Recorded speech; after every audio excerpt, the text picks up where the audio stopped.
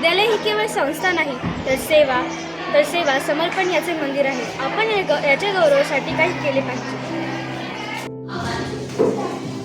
विद्यालयात असे वातावरण निर्माण करू जिथे कोणताच भेदभाव नसेल व सर्वजण समानतेने सौहार्द. विद्यालयातील साधन संपत्ती व वेळ यांना राष्ट्रीय संपत्ती मानून जतन व विवेकी करू.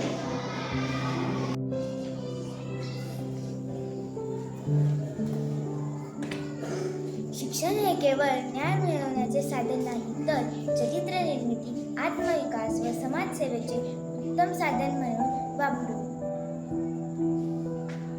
विद्यालयातील साधन संपत्ती व वेळ यांना राष्ट्रीय संपत्ती मानून जतन व विवेकी करू. आम्ही आपल्या विद्यालयाला स्वच्छ, शिस्तबद्ध, हिरवेगार आणि प्रेरणादायी ठेवू.